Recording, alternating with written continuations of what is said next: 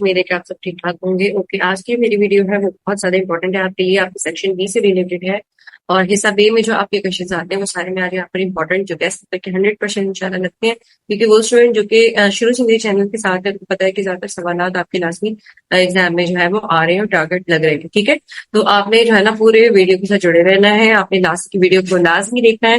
کیوں دیکھنا ہے؟ کیونکہ کوشچنز آپ کو پتا ہے بہت سارے ہیں, کیونکہ کمرشل جغرافی کا پیپر یہ ہوتا ہے کہ اکثر 10 ایئر کے بھی کوشچنز ریپیٹ نہیں ہوتے. ٹھیک ہے, تو یہ انشاءاللہ یہ جو کوشچنز میں آپ کے ساتھ شیئر کروں گی یہ لازمی لگیں گے, تو آپ نے اس کی پریپریشن ٹھیک ہے لازمی کرنی ہے.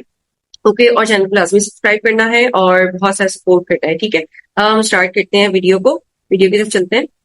اچھا, میں آپ کے ساتھ ایک پی ڈی ایف شیئر کروں گی. بیسیکلی یہ کافی زیادہ بڑی پی ڈی ایف تو ہے, لیکن یہ ہے کہ آپ نے جو ہے نا اس کی پریپریشن لازمی کرنی ہے, اور آپ اگر سمجھ کے کریں گے نا تو انشاءاللہ آپ کو جو ہے وہ ایزی ہو جائے گا کرنا. دیکھ سکتے ہیں کہ موسٹ امپورٹنٹ سی جی اور second year important question section be.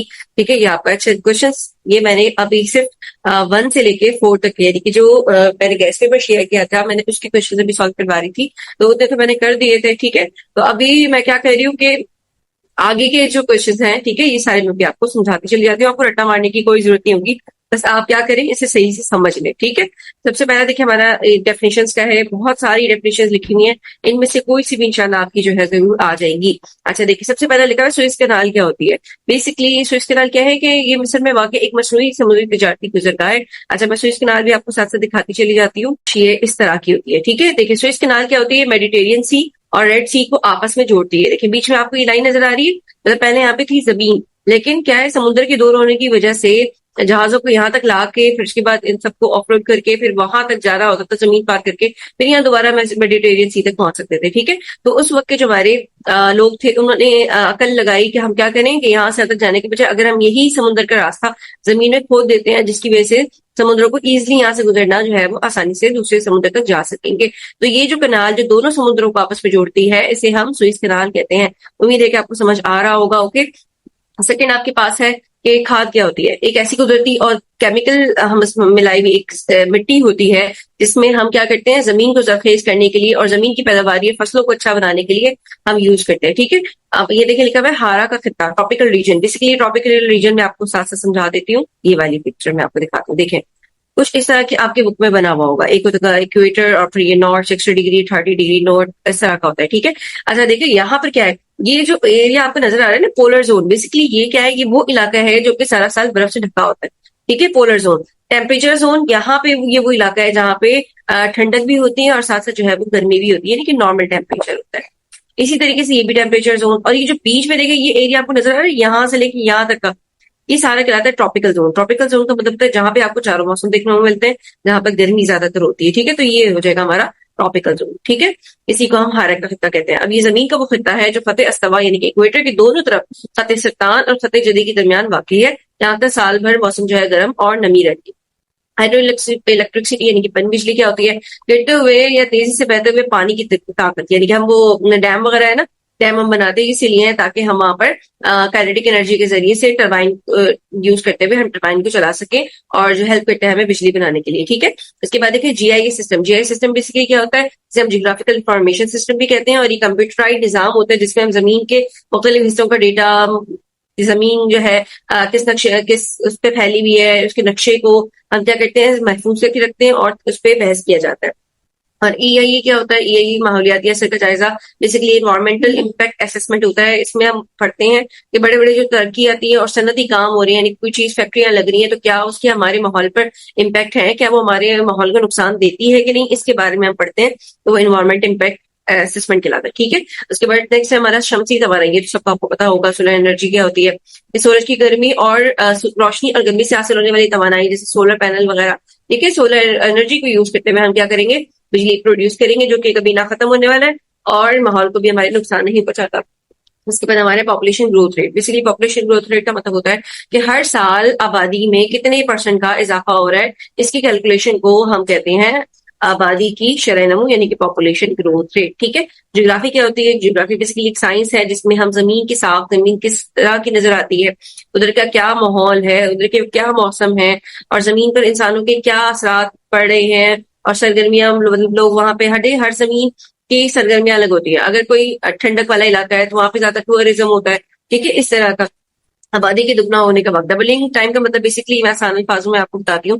Doubling time کا مطلب ہوتا ہے کہ آج میں کہوں اگر مثال کے طور پہ کراچی کی آبادی کوئی مجھے نہیں پتا ایگزیکٹ لوکیشن ایگزیکٹ نمبرس، تو میں تو کل لگا دوں چلے 2 کروڑ ہے. ٹھیک ہے، تو میں کہوں گی یہاں پہ ہم اس کی کیلکولیشن کر کے بتاتے ہیں کہ آج اگر 2 کروڑ ہے تو اگلے آنے والے سالوں میں یہ ہی سیم ویلیو ڈبل ہو جائے گی. تو اس پر 2 کروڑ سے 4 کروڑ ہونے میں کتنا ٹائم لگے گا، اس سے کیلکولیشن کر کے ہم بتاتے ہیں، تو یہ ہو جائے گا ہمارا ڈبلنگ ٹائم. امید ہے کہ آپ کو سمجھ آ رہا ہوگا. ٹھیک ہے، اس کے بعد دیکھیں نیکسٹ ہے سینسس. سینسس کہتے ہیں مردم شماری. یہ تو آپ سب کو پتا ہے کہ ایک ورک میں 5 سالوں میں ٹوٹل ملک کی آبادی میں کتنا زیادہ اضافہ ہوا ہے، ان کی کیا عمر ہے، کیا تعلیم ہے، کیا معاشی حالات ہے، اس کا ڈیٹا اکٹھا کرنا مردم شماری کہلاتا ہے. ٹھیک ہے، اس کے بعد دیکھیں ای میڈیا. یہ بھی آپ سب کو پتا ہے کہ وہ تمام نیوز اور وہ تمام معاملات جو الیکٹرانک آلات انٹرنیٹ کا استعمال کرتے ہوئے ٹی وی وغیرہ کے ذریعے لوگوں تک پہنچایا جائے، ای میڈیا کہلاتا ہے. پیٹرولیم کیا ہوتا ہے؟ زمین کی گہرائی سے نکلنے والا ایک قدرتی سیاہ خام تیل ہوتا ہے جسے ہم صاف کر کے مختلف ٹیمپریچر پہ اسے ہیٹ اپ کرتے ہیں، اور ہیٹ اپ کرنے کے بعد ہمیں یہ چیزیں اس سے مل رہی ہوتی ہیں اور اسے ہم ایندھن کے طور پہ استعمال کرتے ہیں. ٹھیک ہے، انڈسٹریل پارک کیا ہوتا ہے؟ یہ ایک ایسا مخصوص علاقہ ہوتا ہے جس سے حکومت یا نجی ادارے صرف فیکٹریوں صنعتوں کے قیام کے لیے مختص کرتے ہیں. یعنی کہ وہ علاقے جہاں پہ صرف انڈسٹریز لگائی جاتی ہے، جیسے کہ سائٹ ایریا وغیرہ. ٹھیک ہے، جہاں پہ بجلی، پانی، سڑکوں جیسی تمام بنیادی سہولتیں فراہم کی جاتی ہے، کیونکہ انڈسٹریز کو چلانے کے لیے وہ ہیلپ فل ثابت ہوتی ہے. اگلا سوال آپ کا ہے کہ دنیا میں قدرتی گیس پیدا کرنے والے ملکوں کے نام لکھے ہیں، جن میں یعنی کہ رشیا، روس، امریکہ، ایران، قطر، کینیڈا وغیرہ. ٹھیک ہے، اس کے علاوہ آپ اور بھی لکھ سکتے ہیں اگر آپ کو یاد ہو تو. یہ بس والے نام آپ کے ہو جائیں گے. ٹھیک ہے، گیس پیدا کرنے والے ممالک. اچھا، سیکنڈ آپ کے پاس کوشچن ہے ہجرت اور شجرکاری کی وجوہات یا عوامل، یعنی کہ factor responsible of for migration and urbanisation. اب کہہ رہے لوگوں کو دیہاتوں سے شہروں کی طرف منتقل ہونا، ہجرت اور شہروں کے پھیلنے، شجرکاری کی وجوہات آپ نے بتانی ہے کہ کس طرح سے جو ہے نا لوگ بڑھتے جا رہے ہیں شہروں میں بھی. تو معاشی عوامل، شہروں میں فیکٹریاں موجود ہیں، دفتر ہیں، کاروبار کے بہترین روزگار کے مواقع ہیں. ٹھیک ہے، اس لیے جو ہے لوگ زیادہ سے زیادہ شہروں سے گاؤں سے شہروں کی طرف ہجرت کر رہے ہیں. ٹھیک ہے، اور تعلیمی طبی سہولیات. ظاہر ہے شہروں میں کیا ہوتا ہے کہ اچھی تعلیمی ادارے، یونیورسٹیاں موجود ہیں اور اچھے ہسپتال موجود ہیں، تبھی لوگ زیادہ سے زیادہ شہروں کی طرف شفٹ ہو رہے ہیں. اور معیاری زندگی اگر ہم بات کریں، بجلی، گیس، پکی سڑکیں، ہر چیز ہے، اچھا انفراسٹرکچر موجود ہے، تبھی لوگ زیادہ سے زیادہ کیا کرتے ہیں، گاؤں سے زیادہ شہروں کو پریفر کرتے ہیں. ٹھیک ہے، اس کے بعد آ جاتے ہیں اکنامک کمرشل ایکٹیویٹیز کیا ہوتی ہے.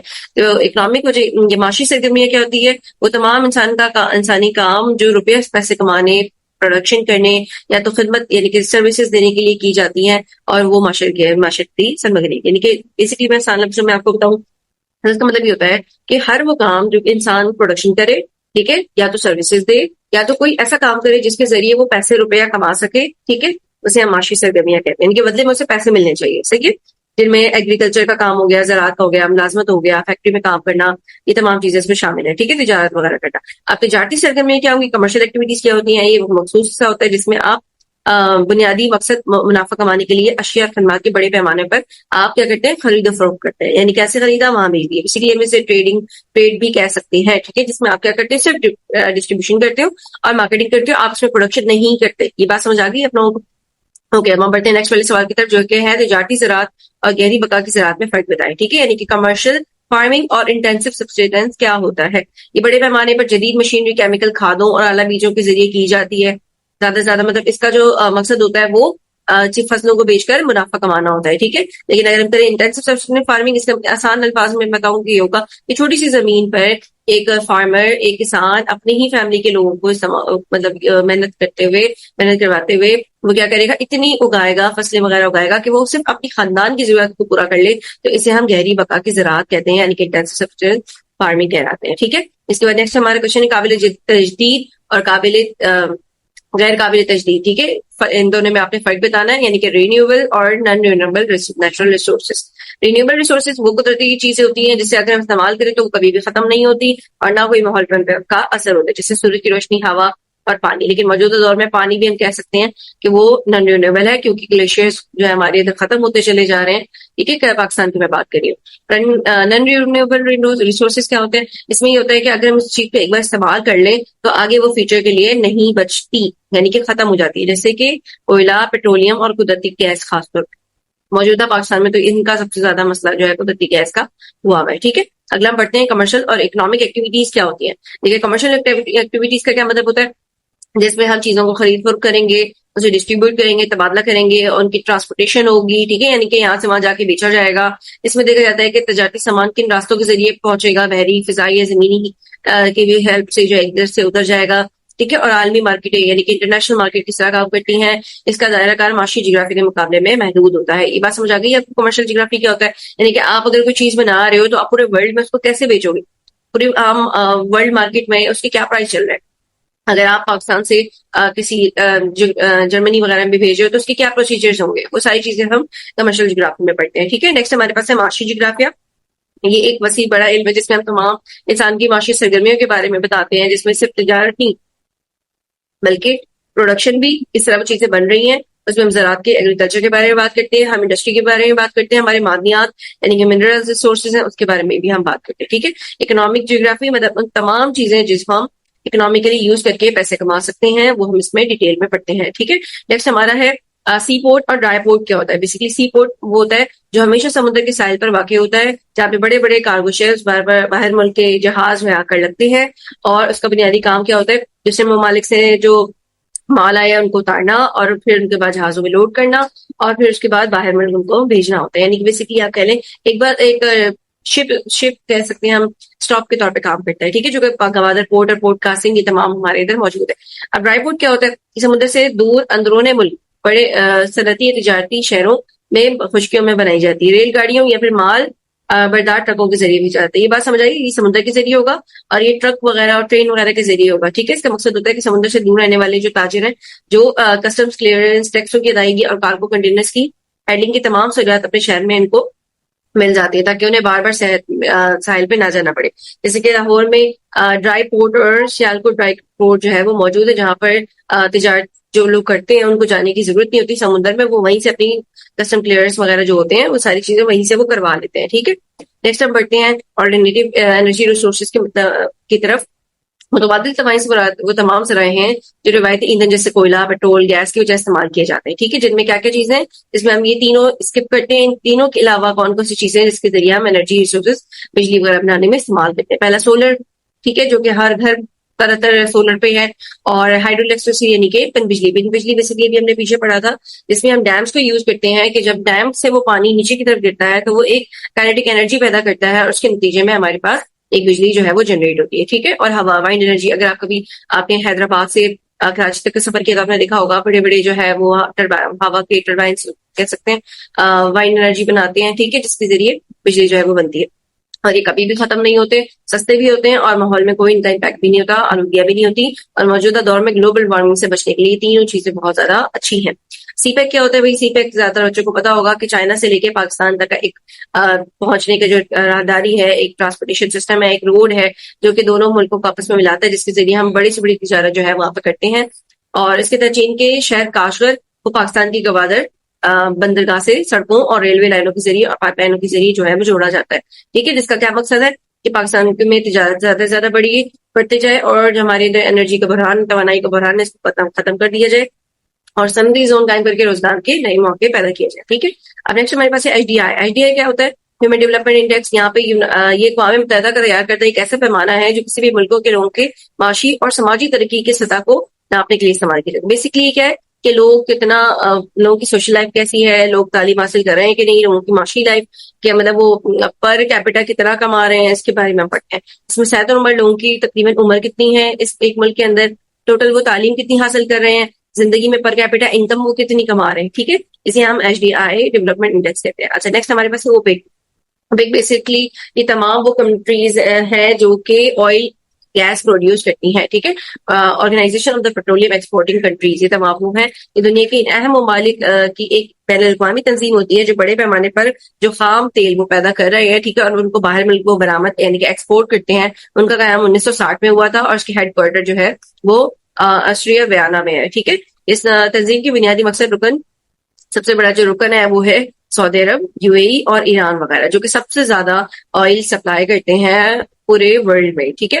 اربنائزیشن کیا ہوتا ہے؟ اربنائزیشن کا وہی مقصد ہے کہ لوگ کیا کریں گے, اپنے دیہاتوں کو چھوڑ کر روزگار کے لیے, اچھی سہولیات کے لیے, تعلیم کے لیے, ٹھیک ہے, وہ کیا کریں گے, اپنا گاؤں چھوڑ کے وہ شہر میں آنا شروع ہو جائیں گے, ٹھیک ہے, جس کی وجہ سے شہروں کی آبادی جو ہے وہ بڑھتی چلی جائے گی. اگر یہ منصوبہ بندی کے بغیر ہوگا تو جو شہری میں رہنے والے لوگوں کی جاب ہے, جو پانی کے ذرائع ہیں یا جو کھانا ہے خوراک ہے، اگر سارے لوگ اٹھ کے آ جائیں گے تو کیا ہوگا، یہ تمام چیزوں کا دباؤ بڑھتا چلے جائے گا، جو کہ آپ موجودہ دور میں کراچی کو دیکھ سکتے ہیں، جو آپ کے لیے بہترین اگزامپل ہے۔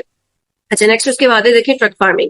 ٹرک فارمنگ یعنی کہ تجارتی باغبانی، یہ بھی ایک زراعت کی قسم ہے جس میں ہم کیا کرتے ہیں، جو ہم نے چیزیں اگائی ہیں سبزیاں پھل وغیرہ، ان سب کو ہم کیا کرتے ہیں ٹرک میں، اس کا نام ٹرک اس لیے ہے کیونکہ تیار فصلوں کو راتوں رات تیز رفتار ٹرکوں کے ذریعے ہماری ویجیٹیبل مارکیٹ ہے، دیگر جو منڈی ہے وہاں تک وہ بھیجا جاتا ہے اور پھر وہ آگے شہروں تک جو ہے وہ بھیجی جاتی ہے۔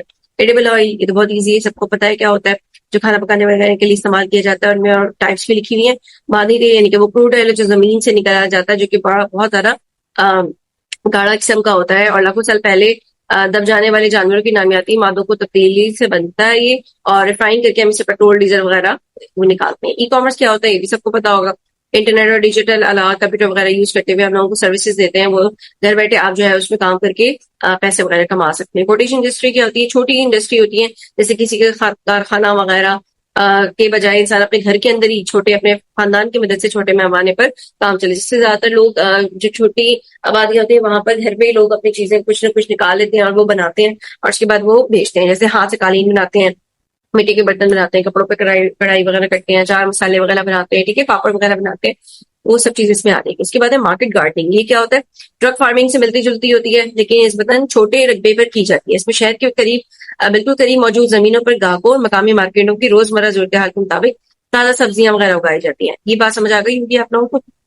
کہ ایک تو ہوتے ہیں نا جو بڑے پیمانے پہ ہوتے ہیں، اور ایک ہوتا ہے شہر کے بالکل قریب کہ اگر جو شہر کی جو نیڈ ہے اس کا تھوڑا سا پرسنٹ کہہ لیں وہ اس کو پورا کرنے کے لیے استعمال کی جاتی ہے۔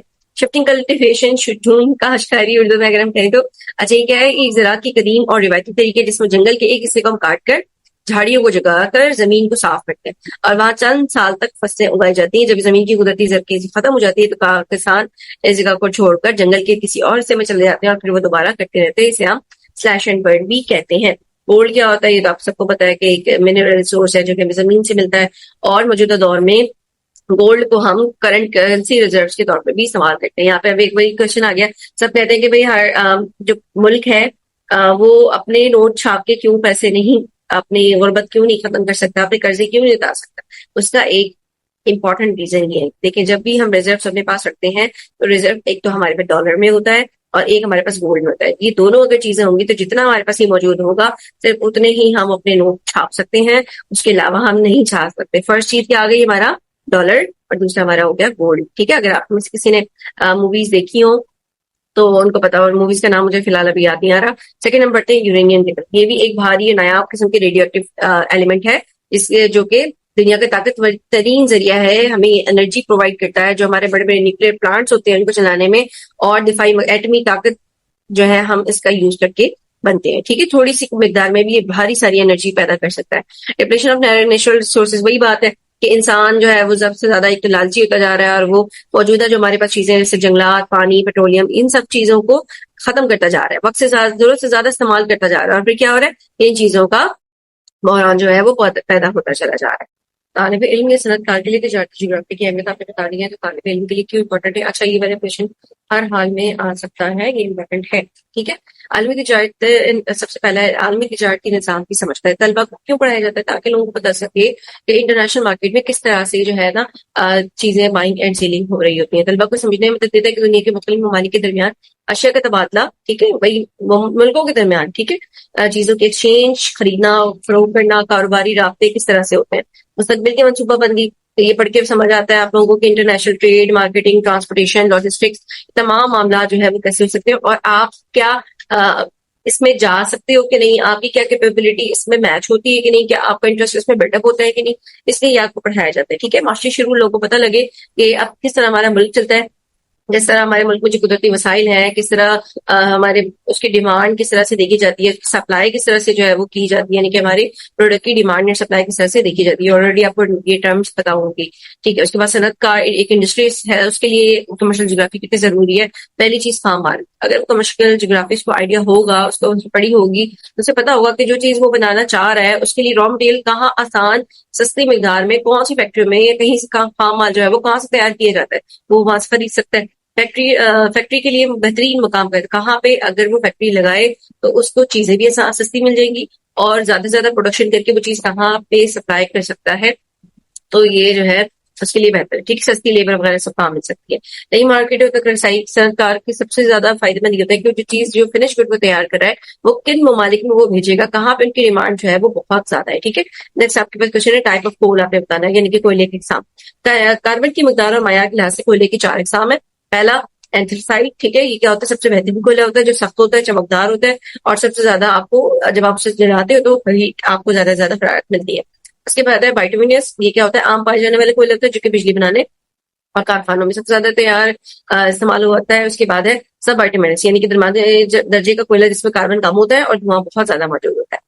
اس کے بعد ہے لگنائٹ، سب سے برا اور سستا کوئلہ ہوتا ہے جس میں نمی زیادہ تر ہوتی ہے اور بہت کم درجہ حرارت دیتی ہے، یعنی کہ سب سے ورسٹ ہم کوئلہ اسے کہہ سکتے ہیں۔ امید ہے کہ ویڈیو آپ کو سمجھ آئی ہوگی، اور چینل کو آپ نے لازمی میں سبسکرائب کرنا ہے، اور پھر انشاءاللہ ملتے ہیں ہمارے نیکسٹ والی ویڈیو میں جس میں اس کا پارٹ 2 میں آپ کو اپلوڈ کر دوں گی انشاءاللہ آج ہی، ٹھیک ہے۔ تو جڑے رہنا ہے، ویڈیو کو آپ نے لاسٹ تک پورا دیکھنا ہے ہمیشہ، اور لازمی کمنٹ کرنا ہے، لائک کرنا ہے، سبسکرائب کرنا ہے۔ پھر ہم ملتے ہیں نیکسٹ والی ویڈیو میں۔ اللہ حافظ۔